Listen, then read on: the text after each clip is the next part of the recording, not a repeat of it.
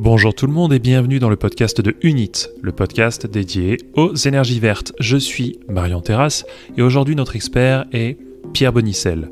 Avec plus de 20 ans d'expérience, il va nous apporter son expertise de directeur d'exploitation et travaux dans les énergies renouvelables. Le concept de l'électricité verte a une grande importance pour l'environnement, vous ne l'ignorez pas.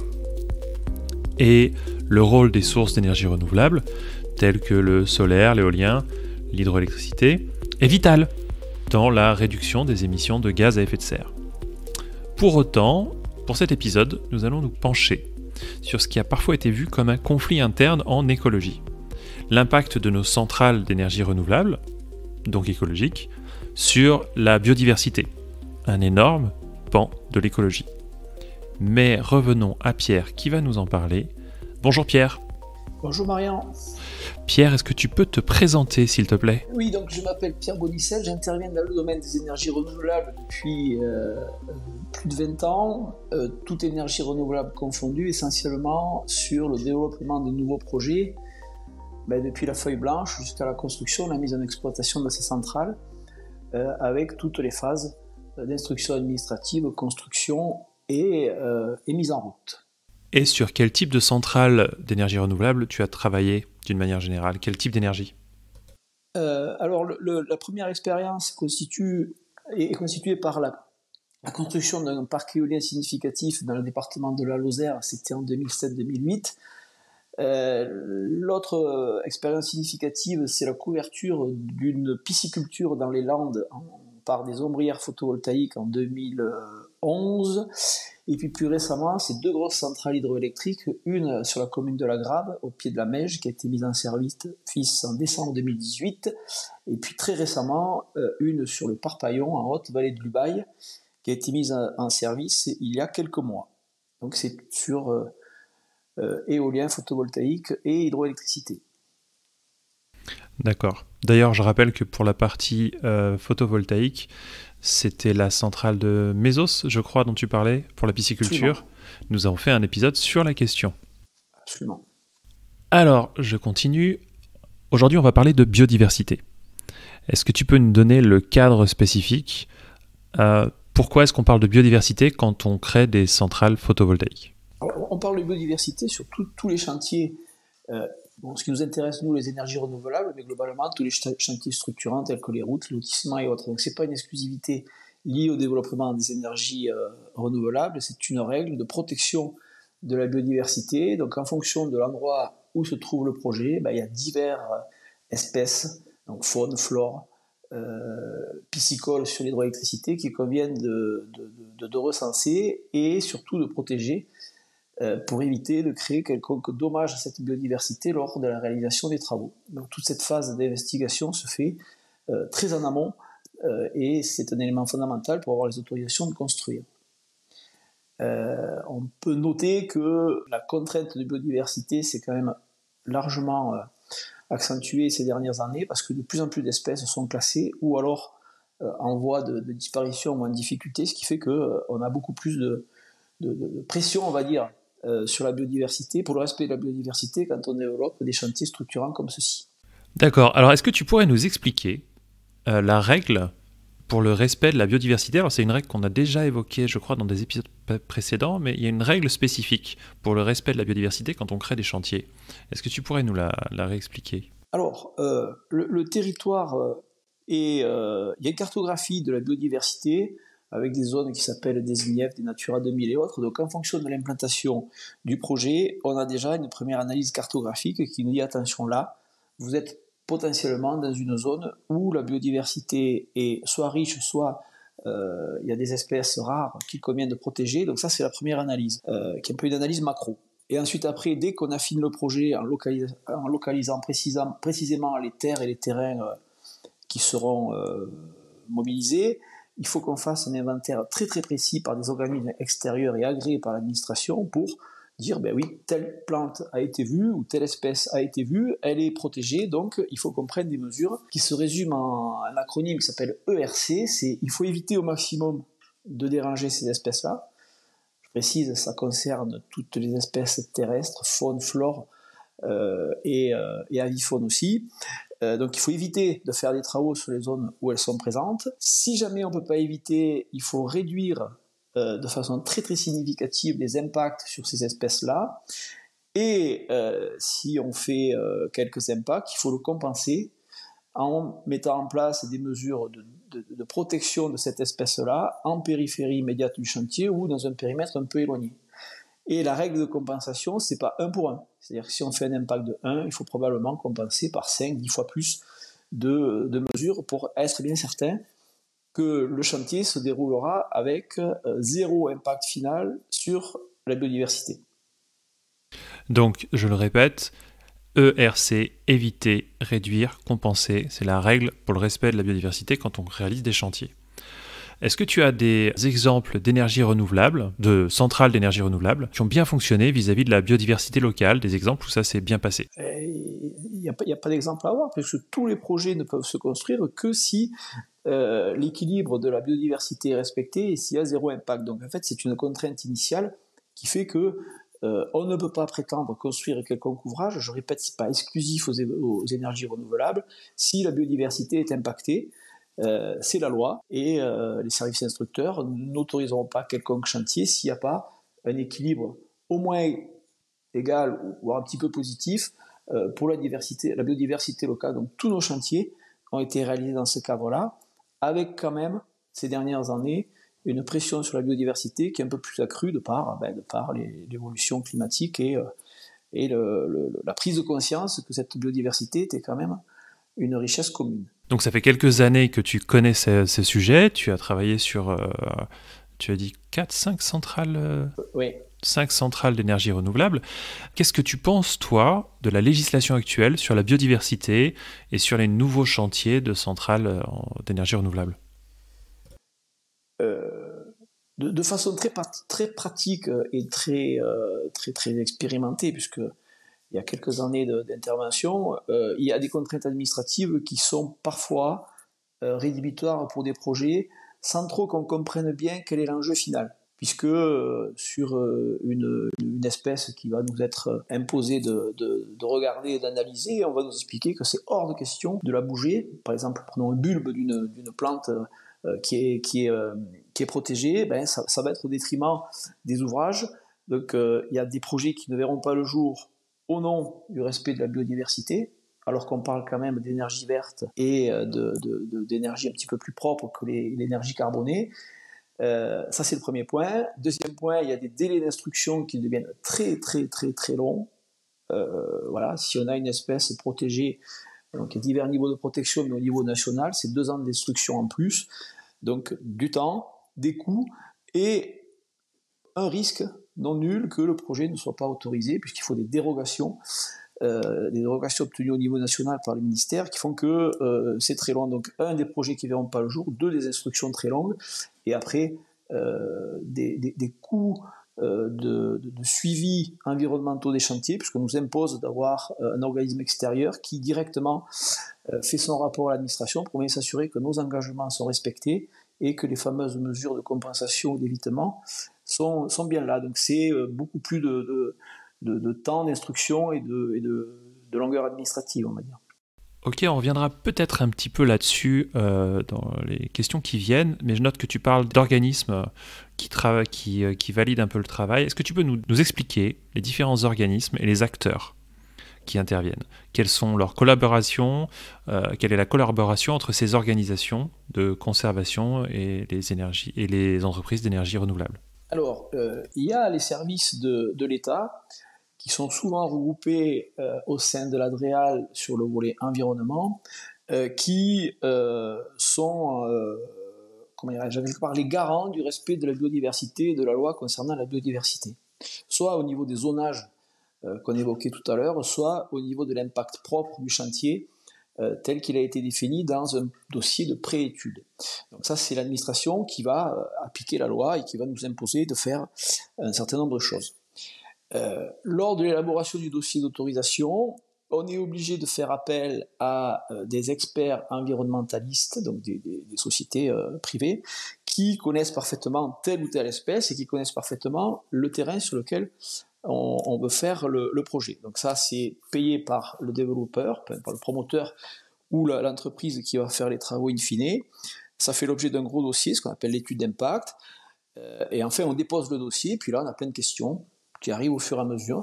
Une instruction dure 3, 4, 5, 6 ans parfois, où là, il y a plein de questions qui sont posées pour bien s'assurer que nos intentions sont louables et qu'on va effectivement bien respecter toutes les contraintes liées à la biodiversité. Une fois qu'on a l'autorisation qui est obtenue, signée par souvent monsieur le préfet, il y a après le suivi effectif des règles qui nous ont été imposées. Donc quand on fait un chantier, on s'entoure d'écologues ou d'experts environnementaux, agréés entre guillemets par l'administration, et qui leur rendent compte directement pour bien s'assurer que les mesures qui sont liées au fameux ERC de la biodiversité sont bien appliquées et bien contrôlées, que les travaux se réalisent dans les conditions qui avaient été définies. Donc c'est un suivi quasi permanent. C'est le développeur et le promoteur de l'installation qui paye tout ça, mais c'est un service qui est rendu à l'administration dans le cadre du suivi de notre arrêté préfectoral d'autorisation. Et, pour être complet, une fois que la centrale est mise en route, quel que soit le type d'énergie, il faut s'assurer que les mesures sont bien effectives et que en cours d'exploitation, donc là on n'est plus en travaux mais en cours d'exploitation, on ne crée pas non plus de difficultés sur la biodiversité. Par exemple, au niveau des chauves-souris sur les éoliennes, voilà, c'est ce qui est souvent mis en avant. Donc ça, c'est des contrôles post-travaux qui durent 4-5 ans aussi, qui sont effectués par le même écologue qui avait suivi la totalité de l'exécution des travaux. Alors avant que j'enchaîne sur la question suivante, est-ce que tu peux nous rappeler ce que c'est ce problème de chauve-souris sur les éoliennes ? Bon, moi, je n'ai pas les propos scientifiques ou je n'ai pas le recul nécessaire, mais globalement, le fait que les pales tournent crée des perturbations locales, ce qui semble à peu près évident, et les chauves-souris seraient potentiellement désorientées par ces changements de courant d'air ou autres, qui font qu'il y a un risque de collision et donc de mortalité des chauves-souris qui n'est pas nul. Donc il faut qu'on fasse des analyses site par site. Est-ce qu'il y a des présences de chauves-souris ? Oui. S'il y en a, quelle espèce ? Et si ce sont des espèces rares ou à protéger, on arrête carrément les machines sur certaines périodes en fonction des migrations ou des passages des chauves-souris. D'accord, alors pour revenir un peu en amont sur ce que tu nous disais juste avant, on a parlé des différents acteurs, et moi je vois un collectif qui pourrait avoir l'importance, enfin un collectif, un regard collectif, c'est le grand public et les associations écologiques. Quelle est justement leur vision des choses sur l'implémentation des centrales sur les énergies renouvelables ? Est-ce que c'est la même chose entre le grand public et les associations écologiques ? Est-ce que c'est des acteurs totalement différents ? Enfin, comment ça se passe ? Alors ça, c'est très très intéressant à analyser, c'est que quand on explique au grand public, c'est-à-dire donc le grand public, c'est l'élu de la commune qui nous reçoit, ce sont les riverains ou des gens qui vivent dans le coin, qu'on est soumis à ces études-là, qui semblent parfois complètement démesurées pour un simple bulbe de plante qui est classé. On a souvent des haussements d'épaule et ils ne nous croient pas. À force de le répéter, ils nous croient, et puis quand on a montré qu'il fallait qu'on fasse ça, sinon ça ne marchait pas, ils disent quand même. Donc il y a une sorte d'incompréhension entre les contraintes importantes qui sont données pour développer le projet, le construire, d'énergie verte, on parle bien d'énergie verte, et ce respect de la biodiversité avec des difficultés quand même de délai et de coût. Donc ça c'est le premier élément. Le deuxième élément, qui là est un peu plus embêtant, c'est que des associations de défense de l'environnement, on ne va pas les citer, sont très très très vigilantes, à bon escient ou pas, c'est pas le propos, sur le respect de la biodiversité, et bien souvent quand le projet ne fait pas consensus, c'est très très vrai pour l'éolien, photovoltaïque, ça commence un petit peu, l'hydroélectricité un peu moins, c'est un angle d'attaque. Parce que si on n'a pas respecté complètement la loi, puisque respecter la biodiversité c'est une loi au même titre que les autres, notre arrêté peut être attaqué, et là on part dans des procédures avec une échéance longue et une fin aléatoire, et il peut y avoir aussi carrément un arrêt du projet parce que l'arrêté est cassé par le tribunal administratif au nom du non-respect d'un certain nombre de règles et de lois liées à la protection de la biodiversité sur le site. Donc c'est assez... c'est pas forcément bien accepté par le grand public, toutes ces contraintes-là, en tout cas mal compris, mais néanmoins il faut être très précis parce qu'il y a un vrai risque de recours et de perte de tout le travail qui a été exécuté. Donc pour des raisons écologiques, des projets écologiques peuvent être mis de côté parce qu'au niveau législation, ça passe pas. Et tu as mentionné, c'est pour ça que ça m'inquiète un peu, tu as mentionné parfois c'est juste pour quelques bulbes que la zone ne pourra pas être utilisée, c'est ça ? Absolument. C'est que, pour faire très simple, les espèces protégées sont listées, elles sont classées, donc avec un classement régional qui est un petit peu moins contraignant, puis un classement national, pour pouvoir détruire une espèce. Alors attention, pas la totalité des espèces. Un pied d'une espèce, par exemple, si c'est un bulbe, il faut un dossier de dérogation d'espèces protégées. C'est un document assez difficile à obtenir et il y a des succès qui ne sont pas forcément au rendez-vous à la fin parce que finalement on n'a pas l'autorisation. Donc la biodiversité passe avant le développement des ENR. Moi je suis à peu près convaincu avec quelques années d'expérience et puis il y a eu récemment là, les 3, 4, 5 dernières années, un niveau d'exigence qui commence à être un petit peu antinomique avec l'objectif global de mettre de l'énergie verte un peu partout pour décarboner l'ensemble. Ça, c'est assez évident. Ok, donc selon toi, la biodiversité passe avant les énergies renouvelables. La priorisation est peut-être mal mise en place, ou peut-être qu'on n'a pas le même point de vue. Est-ce que tu as des exemples, toi, de ton côté ? C'est pas les énergies renouvelables qui sont visées à travers la protection de la biodiversité. Et il ne faut pas se méprendre. Oui. C'est qu'il y a eu probablement des excès, comme partout, avec des zones, je sais pas moi, des zones industrielles, des lotissements, des usines qui n'ont pas forcément eu un développement très vertueux. Et puis, comme toujours, dès qu'il y a des excès, tout le monde trinque parce que la loi devient de plus en plus sévère. Donc, je ne dis pas qu'il faut ne pas prendre en compte la biodiversité, mais là, on sent quand même que c'est devenu la préoccupation pour tout aménagement. Donc les ENR, il n'y a pas de raison qu'il y ait des règles particulières, quelle que soit la fin de l'objectif de faire de l'énergie verte, donc il n'y en a pas. Et puis comme je disais, tout chantier qui est réalisé aujourd'hui n'est jamais fait au détriment de la biodiversité, bien au contraire, puisqu'on est obligé de compenser. Donc, moi, tous les chantiers récents sur les centrales hydroélectriques, par exemple, il a fallu faire passer un tuyau dans un petit bout de forêt sur le dernier projet hydroélectrique. Il y avait un papillon qui s'appelle Isabelle de France qu'il a fallu protéger. Ça a pris des années et des années de procédure. Donc c'est très très vertueux. Bon, voilà, ça ralentit un peu les choses, on y arrive, mais on a mis 10 ans pour développer le projet. Voilà. Un projet qui aurait mis combien de temps à la base ? Alors, les temps de travaux, c'est 2 ans. Ce projet-là aurait été instruit il y a 15 ans en arrière, il prenait beaucoup moins de temps.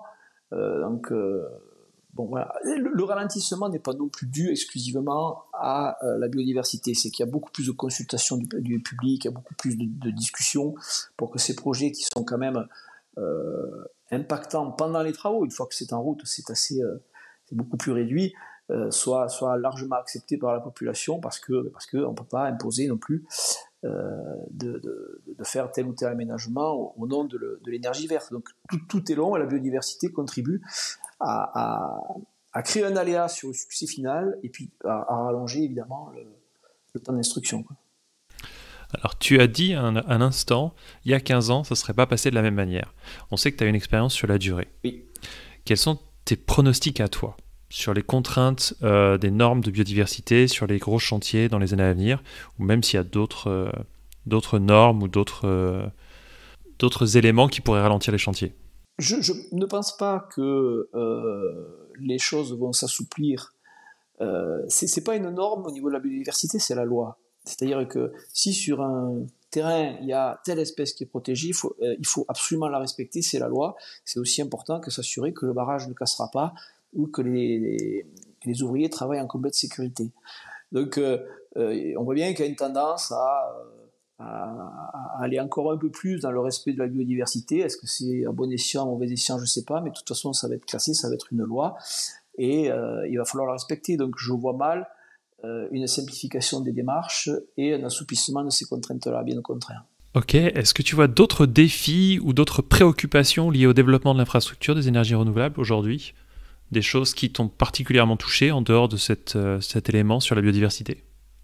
On voit quand même il faut absolument préserver l'usage des terres. C'est assez vrai pour le photovoltaïque, un peu pour l'éolien. L'hydroélectricité un peu moins, parce qu'on peut mettre des centrales que dans les rivières. Donc là, ça réduit quand même le champ de prospection, mais il faut être vigilant sur les respects du voisinage. Absolument. Absolument. Quand on refait une route pour mettre un tuyau, etc., il faut vraiment respecter le voisinage parce qu'en cours d'exploitation, ça peut être très très problématique. Et puis respecter les usages des terres en essayant d'avoir une bonne adéquation. Voilà, sur des terres agricoles, on peut faire beaucoup de choses. Il suffit que tout le monde accepte de cohabiter la biodiversité, l'agriculture, la production des ENR.